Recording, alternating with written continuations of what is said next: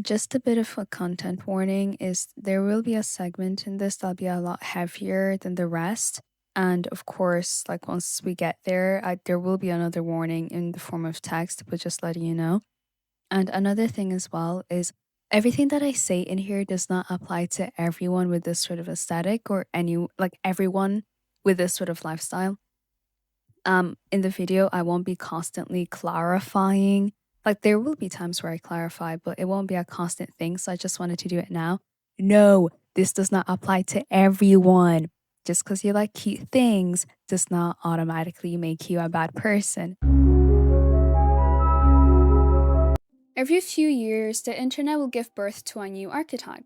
And not like a real subculture with clear rules or beliefs like the goth community or the punk community. It always ends up being more like a personality that thousands of people begin to copy until it becomes instantly recognizable on its own. And you know exactly what I'm talking about? I mean, like, you'll end up seeing the same makeup style, like the e-girl makeup style. You'll end up seeing the same poses, the same profile pictures, the same typing style, the same jokes. And eventually, you don't even have to read usernames anymore. Like, once you see their profile, you'll just know who you're dealing with. One of the more interesting examples of this, though, is what people have started to call the Fluttershy girl or the Hello Kitty girl. But mainly we'll be focusing on the Fluttershy sort of aspect of this. Now, despite the name, I don't actually think that this has a lot to do with My Little Pony, believe it or not. But Fluttershy is just a mascot for what these people want to portray to others. She's a symbol that represents softness, vulnerability, and innocence. The character itself isn't the phenomenon, though, it's the people. Because underneath the pastel colors and the cartoon profile pictures is an aesthetic that's been evolving for years. And if you trace it back far enough, you'll end up at one person who I hate to bring up, but Belle Delphine, because who else? Who other than Belle Delphine? Whether you love her or hate her, it's impossible to deny just how much influence that she has had on the internet culture, especially, unfortunately, young internet women. Belle Delphine practically perfected the entire formula of blending over-exaggerated innocence with internet sex appeal and childlike facial expressions, heavy blush, tiny hearts under the eyes, schoolgirl-inspired outfits, and all of it became instantly recognizable. Though no, she wasn't the first person to use these ideas, she had packaged them in a way that the internet couldn't really stop copying. And almost overnight, thousands of accounts appeared trying to recreate the same visual language. Eventually, that evolved into what we now recognize as the e-girl aesthetic, which ended up blowing up a lot more during 2020 era, where we had the soft boy aesthetic as well. You know, the dyed hair, messy eyeliner, fake freckles, a lot of pink blush. It's ridiculous when I look back at it now, and it's genuinely like, that was a lot of blush. Okay, I went into a bit of a ramble about like 2020. Call me old, call me nostalgic, whatever. But back to the topic, okay? The entire movement became less about fashion and more about signaling that you belong to a certain corner of the internet. And that's where another influence started creeping into the community. Calm girls. For anyone unfamiliar with the term of a calm girl, it isn't really a compliment like at all. It's an internet term that refers to girls who become heavily involved in extreme online communities, where your reputation, your friend group, and sometimes your entire identity exists almost exclusively. Oh my god. Exists almost exclusively through Discord servers, Twitter circles, or anonymous forums.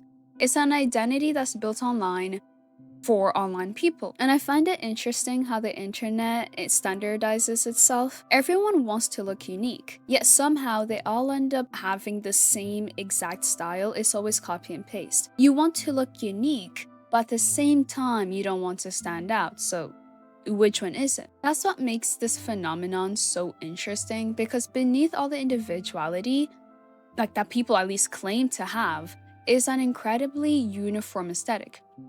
It's less about self expression and starts becoming more of sort of like social acceptance. It's a way of saying, oh, I know the references you're saying, I understand the culture, I'm one of you. And I don't think that there's anything wrong with that on its own. Fashion has always worked this way, subcultures have always had their own styles. The difference is that this particular subculture doesn't just copy clothes, it copies personalities, it starts to copy insecurities, it copies the way of speaking.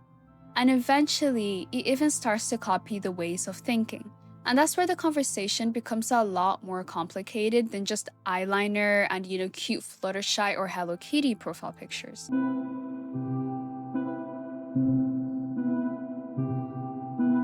The internet has a weird habit of taking one completely innocent thing and somehow turning it into an entire personality disorder.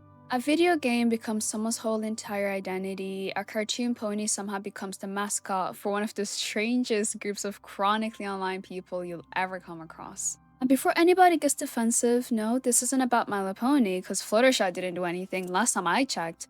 She just happened to get caught up in the crossfire of a horrible crowd. If you've spent any amount of time on Twitter, Discord, TikTok, or those forums that just I don't even know how you would end up there. Why would you go there? I mean, 4chan. Out of all places, 4chan. But anyways, you probably recognized or ran into this sort of archetype before. The ones with pastel profile pictures, heavy blush, overlying lips, pink hair, and typing quirks that make every sentence look like it was written during a blood sacrifice. Their bios and usernames will always look cute, which there's nothing wrong with that until you start noticing the same use of dada and very weird spellings of words with, this childlike lisp. But anyway, the interesting thing that you might start noticing once you hang around these communities is that the fashion isn't really what connects people anymore, it's more so the behavior. Obviously, not everyone who dresses like this or likes the same aesthetic acts the same way, but there are certain corners of the internet where very similar patterns keep showing up. One of the biggest is how mental health gets discussed. Over the last decades, conversations around mental illness have become much more open, thankfully. And overall, that's a very good thing. More people understand anxiety, depression, eating disorders, ADHD, autism, than they did like 10 years ago. But like a lot of things on the internet, something that starts with good intentions can eventually become very disordered. In some online spaces, mental health stops being something to recover from and starts becoming part of a person's entire identity. Instead of saying, oh, I'm struggling with this, the struggle becomes the personality itself. It's kind of like that entire like DID craze that we saw like a while back, even though I am certain that it's still going on. But if you were there, then you probably understand how much bigger of a thing it was in comparison to now. Anyway, though, the whole point is it eventually becomes difficult to separate genuine vulnerability from social currency. You begin to notice that the more distressed someone appears, the more attention that they receive. Every breakdown is met with hundreds of replies. Every crisis attracts reassurance. Every public argument ends with people rushing to defend whoever they see is the most emotionally fragile. And again, there's absolutely nothing wrong with asking for help. The problem is when vulnerability starts functioning as immunity. If someone says something cruel, then people hesitate to criticize them because, well, they might be going through something. If someone lashes out at a friend, there's always another explanation. And if someone refuses to apologize, accountability somehow becomes less important than protecting their feelings. Mental illness can absolutely explain why someone struggles, but it doesn't automatically excuse how they treat other people. Those are two completely different conversations, and everyone deserves accountability no matter their positions, because if you're hurting others, you need to take accountability. Simple as that. Something else I begin to notice though is how quickly empathy starts to become selective, because communities that constantly talk about kindness, accepting, and creating safe spaces can sometimes become incredibly hostile towards anyone outside of their social circle, which isn't really that weird to see in communities like cosplay, which is always like, oh, to respect everyone's cosplay, this is a judgment-free zone, but the racism is constantly like prevalent. Same thing with the goth community. The racism there has never left. But disagreements become public dogpiles. Rumors spread a lot faster than facts, and people are reduced to screenshots instead of just having genuine conversations face to face, or in some cases, just text to text. Therapy speak gets mixed in with internet drama very easily until every disagreement involves words like, oh, you're an abuser, or you're gaslighting me, or you're a narcissist. very often with very little nuance. And it creates an environment where being morally correct becomes more important than just showing basic compassion, which is kind of ironic because it's very rare that they're even morally correct to begin with. But anyways, I digress. One space where people will probably know the most and where this sort of behavior is very prevalent is the ED Twitter community. On the surface, many of these accounts describe themselves as support communities. They're people struggling with eating disorders, sharing experiences, and looking for others who understand what they're going through. And for some people, that's genuinely what they are. But there are also parts of that ecosystem that function very differently. Rather than encouraging recovery, some circles end up rewarding the illness itself. The more unwell someone appears, the more attention that they receive, as well as the more praise. The more extreme the behavior becomes, the more normal it starts to feel because everyone around them is reinforcing it. And that's exactly what starts to make these echo chambers very dangerous, because you stop measuring your behavior against reality, and you start to measure it against the people around you. And if everyone around you is normalizing unhealthy habits, encouraging self-destruction, and celebrating increasingly toxic behavior, then your perception of what's socially acceptable slowly starts to shift. This doesn't just apply to eating disorders either. I mean, this is very common with prejudice, harassment, or even just basic internet drama. If you spend enough time in an environment where hateful jokes are constantly being rewarded as ironic or based,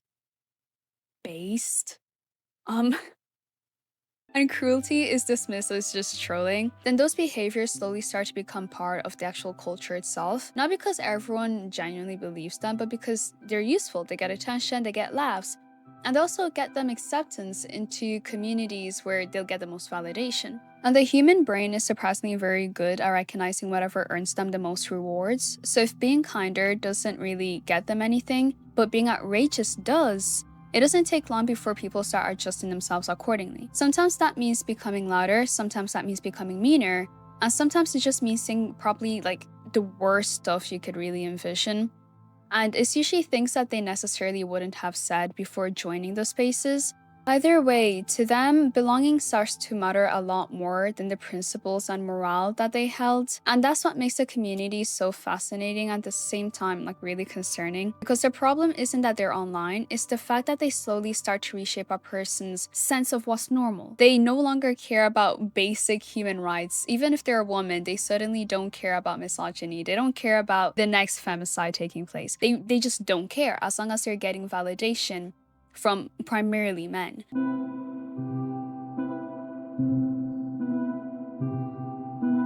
And the more that I looked into these communities, the more that I realized that a lot of the audience, unfortunately, isn't really adults. Like, of course, there are adults, but I think a common thing is a lot of them are frowned upon. Not all, again, not all, okay? But there is a very evident group where play and other very weird law communities are very prominent. But as you can imagine, it turns into a bigger issue when genuine children are involved. No longer just adults cosplaying as minors, but actual children themselves. When a lot of people think about grooming online, then they imagine one person sending inappropriate messages to another. But safeguarding experts have pointed out for years that grooming is a lot broader than that. It's not just as simple as person A sending person B. No, it tends to start a lot simpler. It starts with attention. It starts with belonging, it starts with validation. A young person joins a Discord server because they really like a certain game or a certain show, or they find a Twitter community because someone shares the same interests as them. None of these things are inherently dangerous. I mean, millions of people use them every day without any problem. The issue, though, is that an open platform doesn't just attract ordinary users. It also attracts people looking for someone who's vulnerable, someone who's lonely, someone who's pretty, someone who has, low self-worth. And the internet makes these people incredibly easy to find. If you're 13 years old and spending like 6 or 7 hours a day online, chances are eventually you'll meet someone who's older, someone who's willing to give you some sort of attention, okay?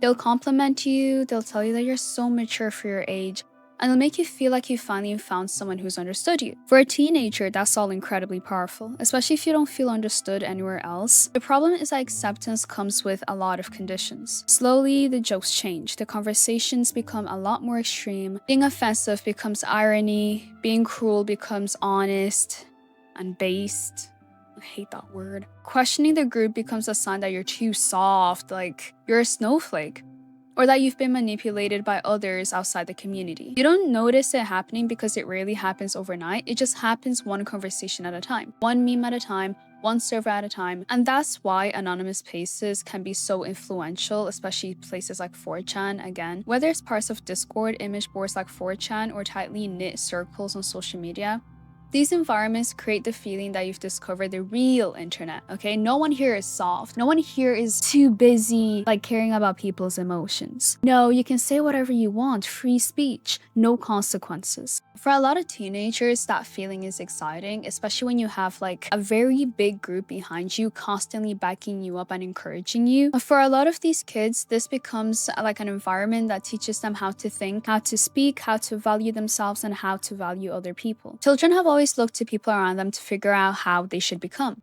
The difference now is that the people around them might be anonymous adults on the other side of the world who are into some of the weirdest stuff on the internet. And there are people that they will never meet, people that they'll never know. And that's why I don't think that the real issue is just the pastel makeup or the fact that, oh, these are Fluttershy girls. No, these are just things that lay on the surface. The real issue is what happens when our generation grows up believing that the internet is where they're supposed to learn from. Because if strangers online become your role models before real people do, you just don't inherit their interests. Sometimes you end up inheriting their worldview.